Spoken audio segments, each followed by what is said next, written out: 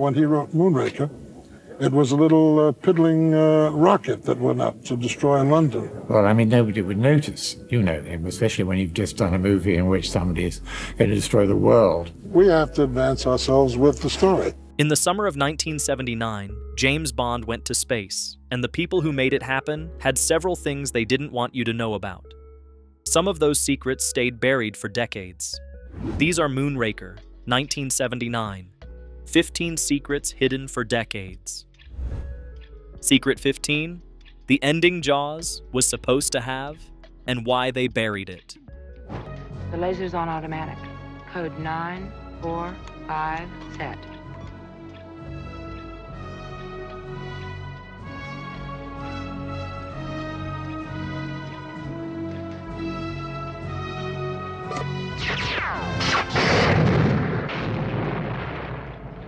One down, two to go. The version of Moonraker that audiences saw in 1979 ends with Richard Keel's Jaws switching sides, helping Bond and Holly Goodhead escape the disintegrating space station and floating off into the wreckage alongside his small, bespectacled girlfriend Dolly while they toast champagne. It is a warm, almost comic farewell for the franchise's most beloved henchman. It was not the ending anyone had in mind when the film began production. In the original plan for Moonraker, Jaws was supposed to remain a villain from the first frame to the last. He was brought back from The Spy Who Loved Me specifically to menace Bond again. A giant, implacable adversary who would chase 007 from California to Venice to Rio, to the Amazon, to outer space without ever softening. Director Lewis Gilbert later stated publicly that after The Spy Who Loved Me, he received an overwhelming volume of fan mail from children asking why Jaws couldn't become a good guy. That correspondence changed the film's ending in a way that no executive decision or script note ever could. What was quietly buried was the darker version. Jaws dying as a consequence of his own villainy, destroyed alongside Drax's plan without redemption or rescue. In some accounts of the original screenplay drafts, the character had no survival arc at all. The shot of Jaws and Dolly raising their glasses as the station falls apart replaced something considerably grimmer, and almost nobody outside the production ever knew the difference. It is a genuinely unusual case in film history. An audience, specifically a young one, reaching into a production mid-development and pulling out a different ending than the filmmakers had planned. Secret 14, For Your Eyes Only, was supposed to come next. Bond in space was never the plan. Then you'll know that Moonraker, the space shuttle, was being flown over here on loan from the Americans on the back of a 747. Which crashed somewhere in the Yukon. Aircraft and shuttle totally destroyed, correct? That's the official version. The truth is rather more disturbing, 007. The film that followed The Spy Who Loved Me in 1977 was not originally intended to be Moonraker. Producer Albert R. Broccoli had For Your Eyes Only queued up as the next Bond installment, a more grounded, location-based story that would pull the franchise back toward the kind of realistic espionage thriller that the original films had been built on. For Your Eyes Only was planned, written, and on the schedule. Then Star Wars opened in May 1977 and changed the conversation about what audiences wanted. Broccoli watched the box office numbers and made a decision. The Moonraker novel had a title that evoked space. That was enough. For Your Eyes Only was pushed back. Moonraker moved to the front of the line, and Christopher Wood was hired to build a Bond film around the space opera craze Star Wars had ignited. The resulting film borrowed the title and the villain's name from Fleming's novel, and almost nothing else. Fleming's original Moonraker was an entirely Earth-based story about a nuclear rocket and Cold War anxieties. The film sent Bond to a space station with laser guns. Secret 13, Steven Spielberg offered to direct, and Broccoli said no. Gigahertz reflector efficiency. Solar photon screen.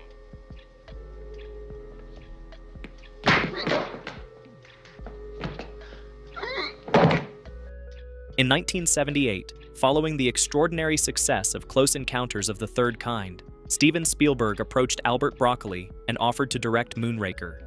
He was, at that point, one of the hottest filmmakers in the world. Jaws had redefined the summer blockbuster in 1975. Close Encounters had just earned enormous critical and commercial attention. The offer was a genuine one, and not a casual inquiry. Broccoli turned him down. His reasoning was never spelled out in full public detail, but the decision fit a pattern that Eon Productions had maintained throughout the franchise's history.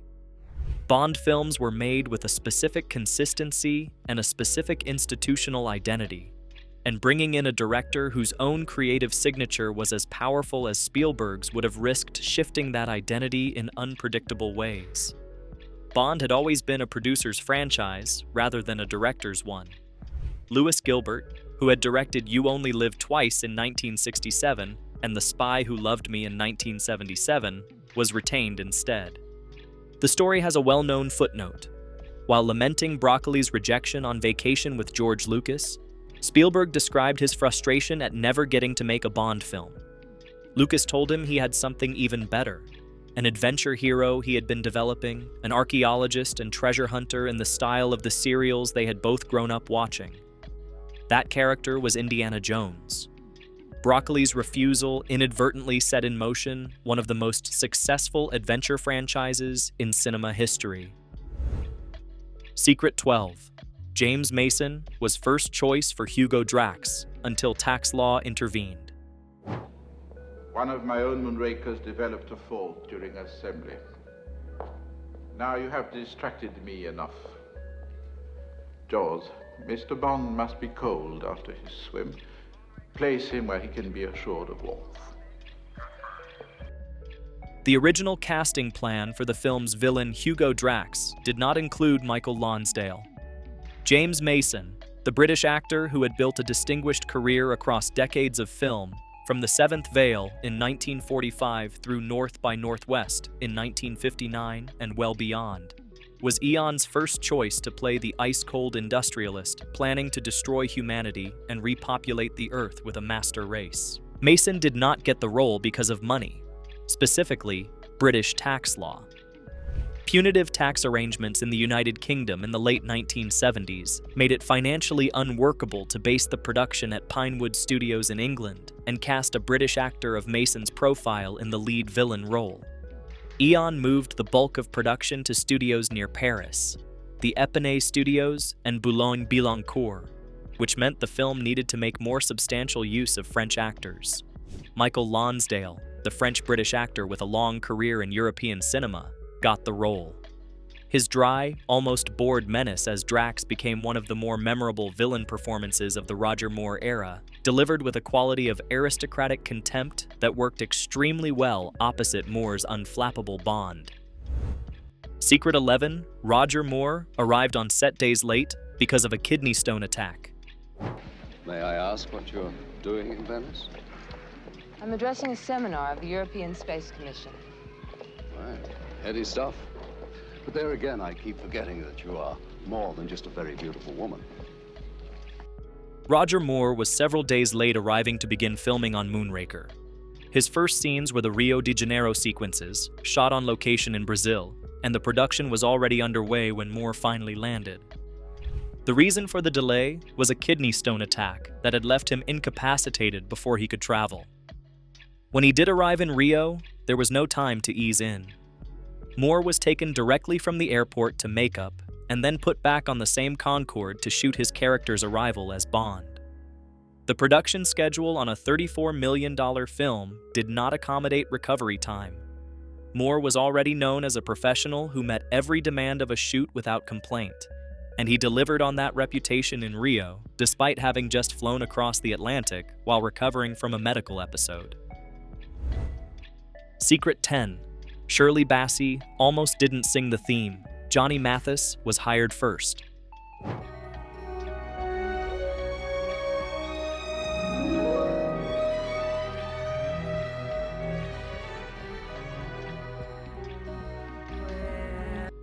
The Moonraker theme song, performed by Shirley Bassey with music by John Barry and lyrics by Hal David, is the third Bond theme Bassey recorded, following Goldfinger in 1964 and Diamonds Are Forever in 1971.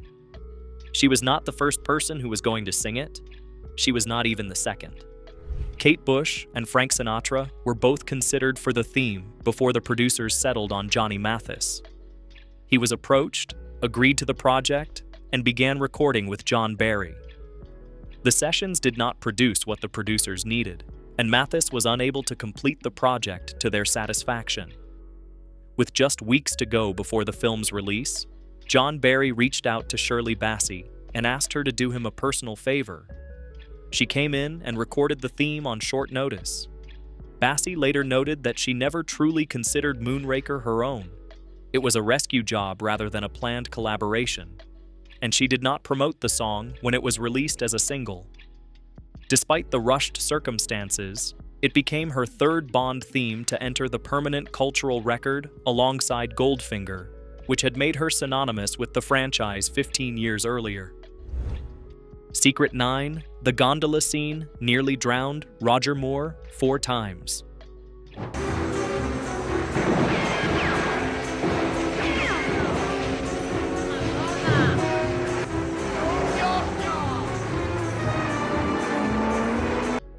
One of the most criticized sequences in Moonraker, and one of the more ridiculed moments in the entire Roger Moore era of Bond, is the scene in Venice in which Bond's gondola transforms into a hovercraft and glides across St. Mark's Square while a pigeon does a double-take.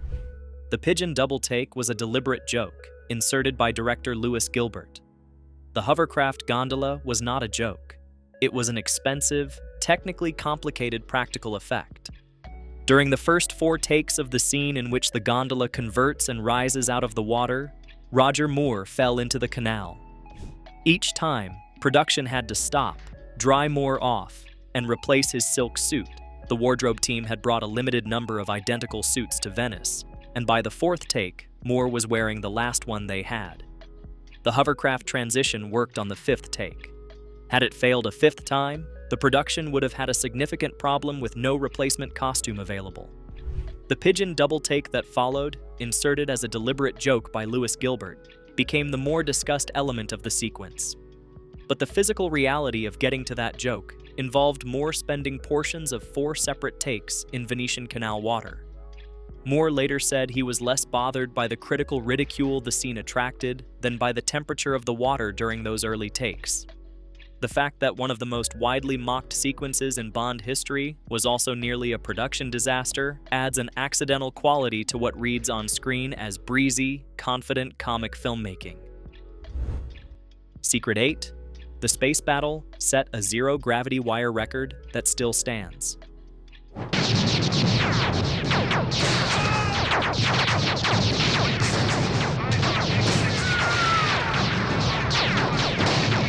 The climactic battle sequence inside and around Drax's space station set a record that has not been widely publicized, but that the production was quietly proud of.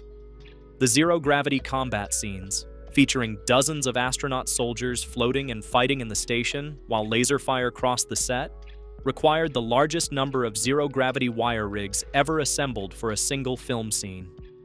That record was set at Florida's Kennedy Space Center and on constructed sets, and it held for years afterward. The logistics of suspending that many performers simultaneously, coordinating their movement to look convincingly weightless, and capturing usable footage across multiple cameras was a genuine production achievement that tends to get lost in the broader critical conversation about whether Moonraker took the Bond franchise too far into science fiction territory. The stunt and effects teams spent weeks rigging the wires and rehearsing the sequences before a frame was shot. The finished result may divide audiences on the question of whether Bond in space was a good idea, but the technical execution of the space battle was not careless. Secret 7. The film cost more than the first 6 Bond films combined. TDRSS reports a launch, sir. Continental USA. Vandenberg. And the launch is scheduled.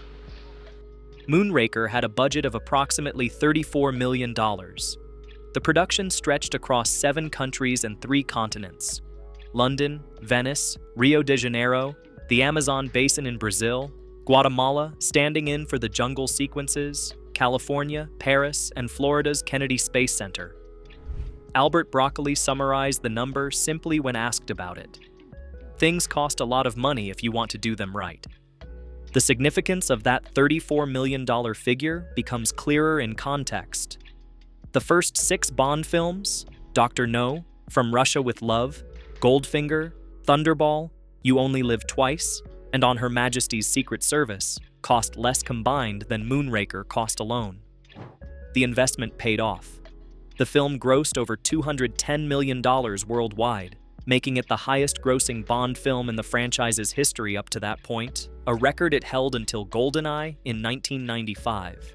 It was the most commercially successful entry in the series at its release, a fact that tends to be overlooked in discussions that focus primarily on whether the film was too silly.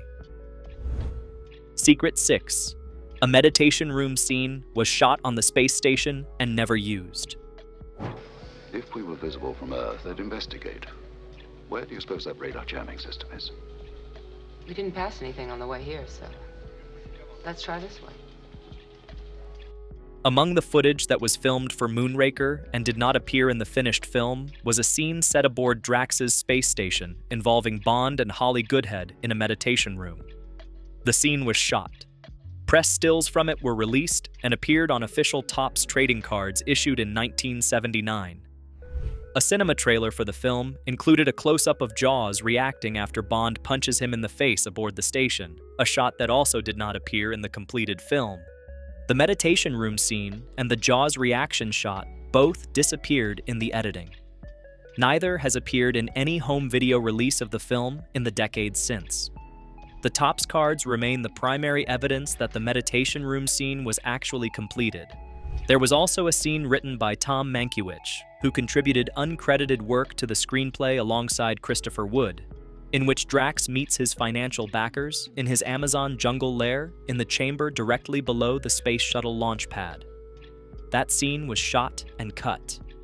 Together, these removed sequences represent a version of the film's third act that was more elaborate and more character-driven than what audiences eventually saw. Secret 5. Bernard Lee filmed his final scene as M on this production. Good morning, 007. Good morning, sir. You're just in time. Shoes come up, sir. Splendid.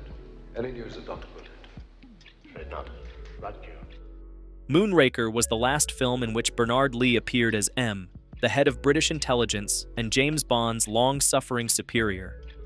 Lee had played the role in every Bond film since Dr. No in 1962, 17 years and 11 films. He did not appear in the next Bond film, For Your Eyes Only, in 1981, because he had been diagnosed with stomach cancer in 1980 and died in January 1981 before he could film his scenes. Moonraker was the last film in which Bernard Lee appeared, as M. Lee had played the role in every Bond film since Dr. No in 1962, 17 years and 11 films. He was not replaced immediately after his death. For Your Eyes Only, in 1981, simply wrote M out of the story in acknowledgement of Lee's passing. Robert Brown eventually took over as M, beginning with Octopussy in 1983. The circumstances of Lee's final days on the Moonraker production carry an additional detail that stayed quiet for years. By the time the film was being made, Lee was struggling with serious personal and financial difficulties that had led to heavy drinking. Actor Jeffrey Keane, who played the Minister of Defense Frederick Gray, was added to the Venice scenes specifically so that he could accompany Lee and ensure he did not slip away to local bars during filming. It was quiet management by the production, handled without public acknowledgement. Bernard Lee's final performance as M was delivered under those circumstances, and audiences watching the film had no way of knowing they were seeing the last chapter of a role he had made entirely his own. Secret 4. The entire novel was thrown out. Only the villain's name survived.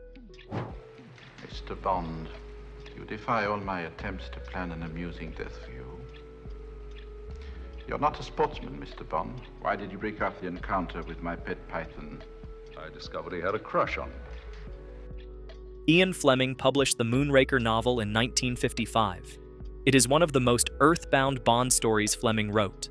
A tale about a rocket program, a Cold War conspiracy, and a card game, set almost entirely in England. The villain's plan involves firing a nuclear rocket at London.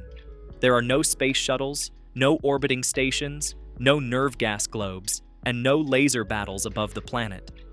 The novel is a quiet, tense thriller that plays to Fleming's strengths as a writer of character and atmosphere rather than spectacle.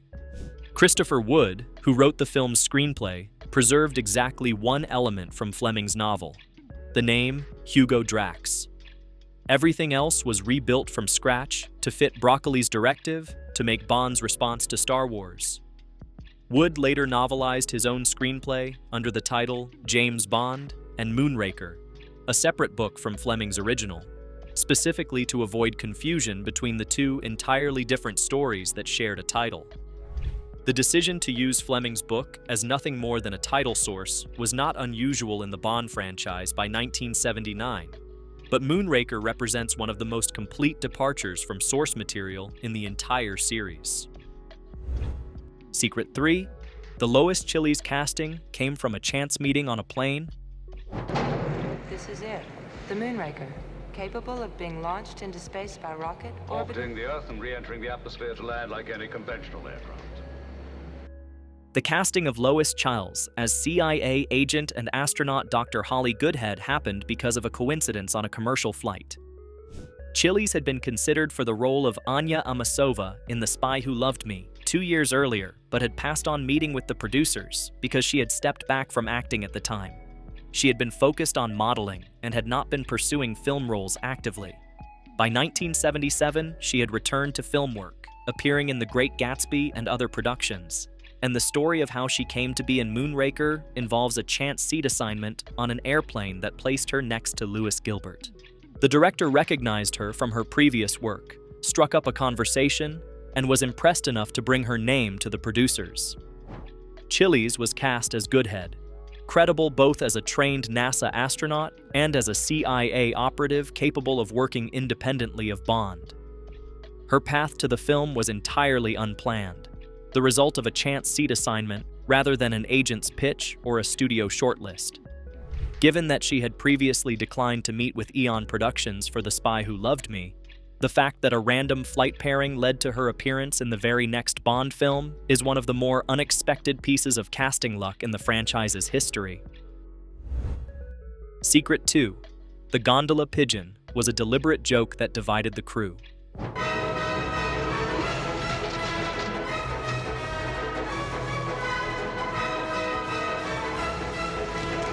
The double-take pigeon shot in the Venice sequence, in which a pigeon appears to watch the hovercraft gondola glide past and then looks again in apparent disbelief, was not a happy accident.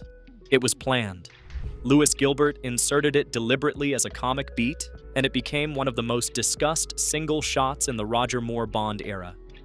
Roger Moore himself was reportedly comfortable with the level of humor the shot represented. His Bond had always operated with a certain theatrical awareness of its own absurdity. Others on the crew were less enthusiastic. The pigeon shot is often cited as the moment where the film's tone crossed a line, where the franchise's willingness to wink at the audience became something closer to open self-parody.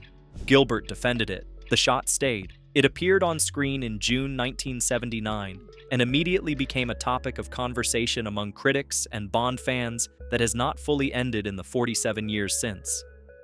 Whether it was the right call is a matter of perspective. That it was intentional and that it was a specific choice by a specific director is not in question. Secret 1. Moonraker became the highest-grossing Bond film ever, and nobody expected it. Release the button and the power's cut off. Just like that? Come on, Mr. Bond. A 70-year-old can take 3 Gs. Well, the trouble is there's never a 70-year-old around when you need one. When Moonraker was released on June 26, 1979 in the United Kingdom and 3 days later in the United States, the critical reception was notably mixed. Reviewers questioned the decision to take Bond into space, found the tone too broad, and debated whether the franchise had lost its footing. The hovercraft gondola sequence attracted particular mockery.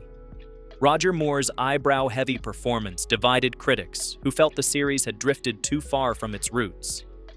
Some of the people closest to the production shared similar reservations. None of it mattered at the box office. Moonraker grossed over $210 million worldwide, more than any Bond film had ever earned, surpassing The Spy Who Loved Me and every film before it. That record stood for 16 years, until GoldenEye in 1995 broke it. The film that cost more than the first 6 Bond films combined returned a profit that silenced every reservation anyone had raised during production. The hidden ending, Jaws surviving because children wrote letters, turned out to be the right call in the simplest possible way. That audience showed up in enormous numbers and brought the rest of the world with them. And the film that nobody expected to be a record breaker sat at the top of the Bond franchise for a generation, guarding its secrets quietly the whole time. Moonraker was conceived as a response to Star Wars, built on a budget that dwarfed everything before it, turned down Spielberg and accidentally sent him toward Indiana Jones, and ended the way it did because children wrote letters. The darker conclusion for Jaws was buried before most people knew it existed. Roger Moore fell into a Venetian canal 4 times filming a scene critics spent years mocking. Bernard Lee said his quiet farewell to M without anyone saying it out loud, and the film critics called A Step Too Far became the biggest Bond film ever made. If this one was worth your time, hit that like button and subscribe so you never miss another look at the stories hidden behind the films that shaped us.